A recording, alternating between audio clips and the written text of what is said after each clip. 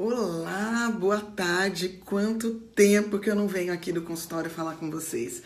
Realmente, primeiro, eu queria me apresentar para quem não me conhece. Eu sou a doutora Denise de Carvalho, eu sou médica, sou especialista no trato digestivo e trabalho com a medicina funcional. E tô aqui para falar com vocês sobre uma coisa que eu tinha combinado com vocês, né? Nesse final de semana, para quem não viu, eu tive assistindo a peça O Pai, de Fulvio Stefanini, né? Que está como ator principal e é dirigida pelo filho dele, Léo Stefanini. E eu fiquei assim até intrigada quando me chamaram para assistir a peça, foi um convite para eu dar as minhas impressões sobre o que era abordado na peça. E fui com a cabeça bem aberta, porque eu nem procurei saber muito sobre o que era a peça para até me surpreender. E realmente foi uma surpresa. A peça é uma peça francesa que fala a respeito de um homem que está na casa aí dos 80 anos, mais ou menos, e está demente. Só que o que é interessante da peça, que se coloca, na verdade, como é a visão da pessoa que está doente. Então, isso que é muito emocionante, muito bonito. Para quem está em São Paulo, eu sugiro que assista. Vale muito a pena. Eu não vou falar mais para não estragar algumas surpresas, mas a gente sai muito tocado pelo que acontece com essa pessoa, tá? Que é o André, né? A personagem do Fulvio Stefanini. Mas, como isso repercutiu bastante, eu decidi falar um pouquinho sobre demência do ponto de vista funcional. E fui atrás, até demorei um pouquinho, porque eu fui atrás de um livro, tá? Que se chama The End of Alzheimer, que é escrito por um médico americano que se chama Dr. Dale Bredesen. Eu tô aqui com a cópiazinha. E eu fiz uma leitura dinâmica, mesmo porque agora, sábado, eu vou estar falando no Meeting de Nutrição Eficiente com o Luciano Bruno, aqui em Campinas, e tô com bastante coisa para fazer. Eu acabei não tendo muito tempo, mas eu fiz uma leitura dinâmica aí do que ele fala nesse livro. Eu li e assisti uma entrevista do Dr. Dan Bredesen e fiz um resumo do que a gente pode fazer. Vocês que têm alguém com demência na família, o que seria interessante que vocês começassem a fazer. E a primeira coisa que o Dr. Dale coloca é que se você tem histórico de demência na família, a partir dos 45 anos, seria interessante você fazer alguns exames. A primeira coisa que ele coloca é a pesquisa genética para um gene que se chama ApoE, eu até anotei aqui, ApoE4, que é um gene muito frequente nos pacientes que têm Alzheimer. Tá? Então, a partir dos 45 anos, fazer um exame genético para ver se você tem essa predisposição genética de ter a demência. Por outro lado, ele coloca ainda não só isso, mas exames que mostrem o seu estado geral de saúde, o que eu achei bem interessante. Por quê? Porque quando a gente olha a demência, a impressão que dá, como ela tem uma característica genética muito forte, é que se eu fizer esse teste genético e esse teste genético vier positivo, então acabou, né? Então agora eu deito e durmo e me entrego à possibilidade da demência. Não. Dr. Dan só trabalha com Alzheimer há muitos anos e ele coloca que existe muita coisa que a gente pode fazer dentro da medicina e da medicina funcional, do pensamento integrativo, que vai ajudar a prevenir o Alzheimer. Primeiro, ele classifica a demência em alguns graus. O primeiro, na verdade, em alguns graus não, dependendo da sua causa, tá? A primeira coisa que ele coloca é a demência inflamatória, tá? Que é o tipo 1. Esse tipo 1 tá relacionado com microbiota, olha lá intestino, né? Olha lá disbiose, tá? E também com o consumo da gordura trans. Então, cuidado aí, né? Tudo que a gente consome do ponto de vista industrializado e as frituras vem com gordura hidrogenada, né? Então, olhem aí os rótulos dos seus alimentos e façam escolhas melhores, tá?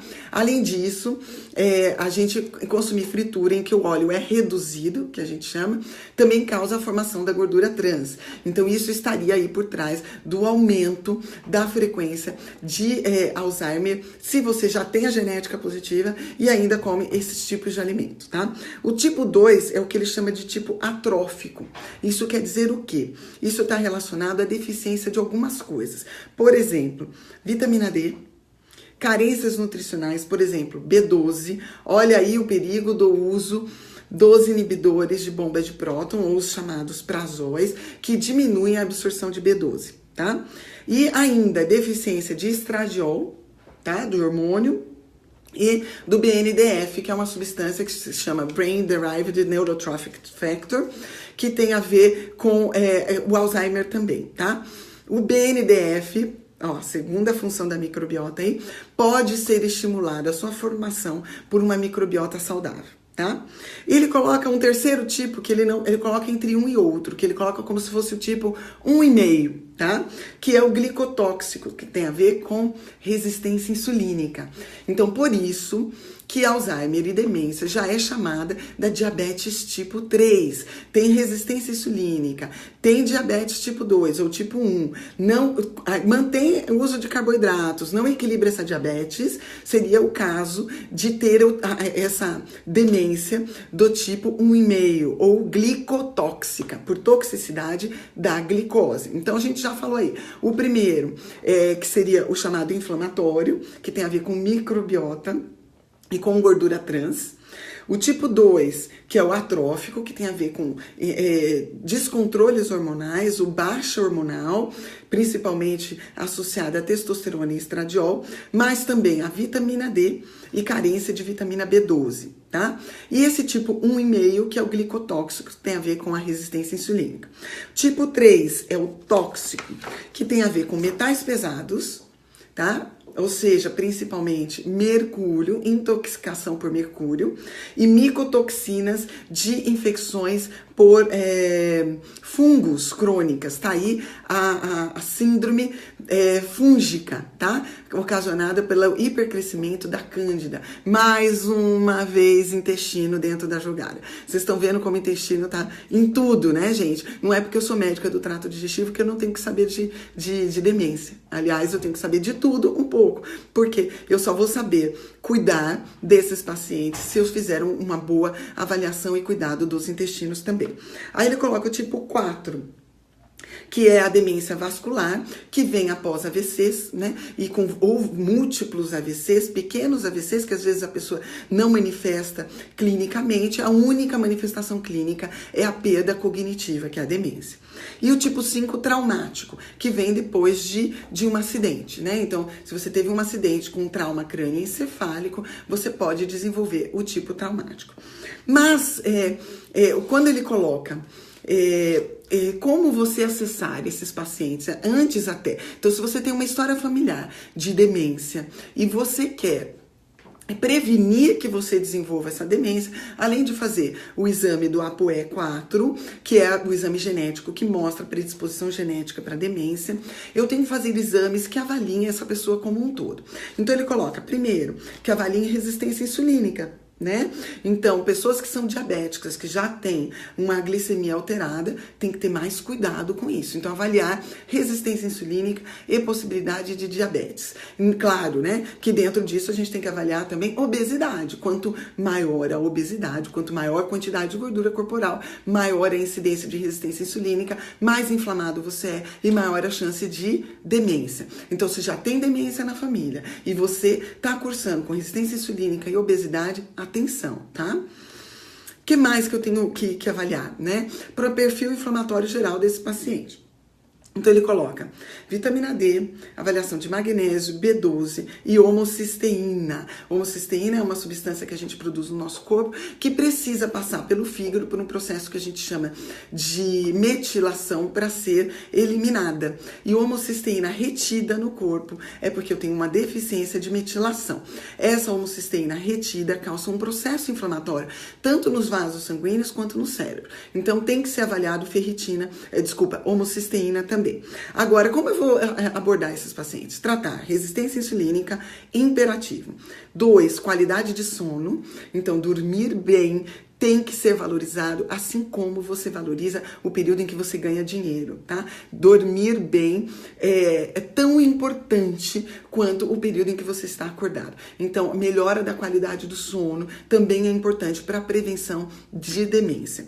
Exercício físico, porque lembra que lá quando eu falei do tipo 2, que eu falei de hormônios, eu falei de uma substância chamada BNDF.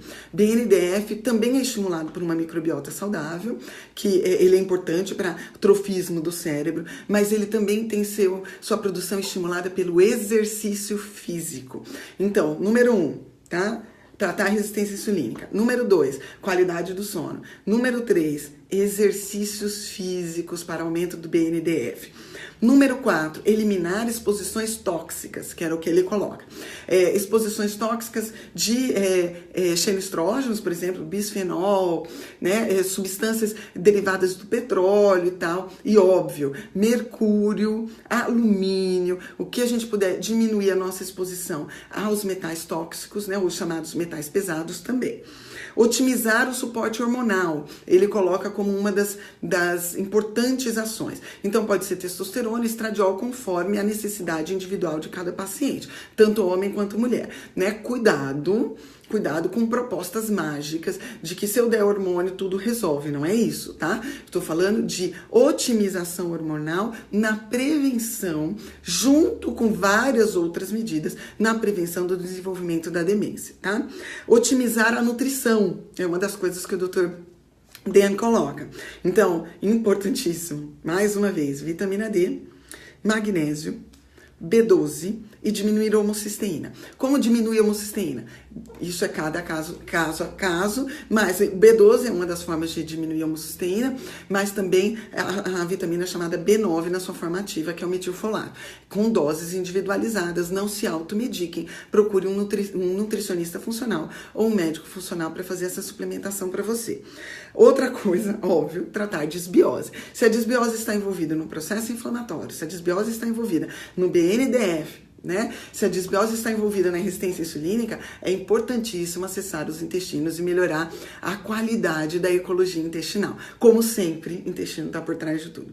E por último, o Dr. Dan coloca a redução do estresse. Né? Redução do estresse reduz a carga inflamatória de você, a redução do estresse melhora a qualidade do sono, a redução do estresse melhora o seu sistema imune e você diminui a sua inflamação corporal. Então é importante porque uma das causas da demência e do chegar aí do Alzheimer, do desencadeado Alzheimer, é o processo inflamatório crônico, né? Então eu tenho que melhorar a minha modulação do estresse. São coisas simples que estão na sua mão, que podem ser feitas por você, ou por um médico integrativo funcional, ou por um nutricionista que também trabalhe nesse sentido.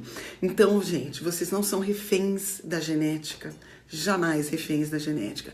A vida de vocês está nas suas mãos, mas você precisa saber como conduzir. Por favor, compartilhem esse vídeo, marquem seus amigos, marquem as pessoas que vocês conhecem, que tem pessoas dementes, com demência na família. É dramático. Quem estiver em São Paulo e puder assistir a peça, o pai vai sentir isso e vai sentir a necessidade de espalhar mais ainda, porque o drama é muito grande para a família, que muitas vezes está se vendo com aquela pessoa idosa na família, que é totalmente dependente, volta a ser uma criança, muitas vezes usando fralda, muitas vezes comendo com alimento na boca, né? E vocês que trabalham, que precisam ter suas vidas caminhando, tem que parar a vida de vocês para cuidar desse idoso. Então é um transtorno do ponto de vista inteiro, né? Para a família, para a pessoa que fica sem dignidade, voltou para uma cama, comendo na boca, evacuando e urinando numa fralda. Então nós não estamos preparados para isso, a família não está preparada para isso, a pessoa não está preparada para isso, o Estado não está preparado para isso, porque as pessoas da família que vão parar para cuidar, vão parar de trabalhar para cuidar desse idoso, quem vai custear isso? né? O Estado está preparado para isso? Não, não está preparado para isso, tá? Não estamos preparados do ponto de vista psicológico, financeiro, nem social. E as políticas públicas hoje no Brasil não visam esse tipo de pessoas, que são pessoas que estão lá no final da vida. Essas pessoas não votam mais, essas pessoas não são mais economicamente ativas, né? Então são coitadas, largadas num segundo, terceiro, quarto plano. Não estamos preparados para isso. Hoje em dia, pessoas que chegam a mais de 90 anos têm uma incidência de demência maior que 50%. Então não adianta nós, médicos, principalmente nós, integrativos e funcionais, estarmos trabalhando por uma longevidade se a gente não trabalhar pela qualidade dessa longevidade. Então que todo mundo, se Deus quiser, e é o que tiver planejado para você, que você viva muito, mas que viva com qualidade, que veja seus netos, seus bisnetos, que tenha o direito de ir e vir, de fazer escolhas, e que não sejamos nós, nessa condição, um peso para nossa família, que é muito triste, todo mundo sofre, a pessoa e a família inteira. Vamos trabalhar para evitar que isso aconteça o máximo possível, que a gente tiver em nossas mãos, seja feito. Então, por isso, por favor, compartilhem, marquem seus amigos, vamos fazer essas informações chegar ao maior número de pessoas, tá bom? Muito obrigada. Desculpa a ausência, mas é porque eu ando estudando muito para as aulas e para as palestras que eu vou dar. E quem tiver sábado, aqui em Campinas, no Meeting de Nutrição, temos 2.000 inscritos para o Meeting de Nutrição, inclusive estão esgotadas as vagas. Eu vou falar às 2h30 da tarde, no sábado, sobre intestino, inflamação e doença autoimune. Quem estiver lá, vem cá, me dá um abraço, vamos tirar uma foto. Eu fico muito feliz com o carinho de vocês, tá bom? Um beijo, meus queridos!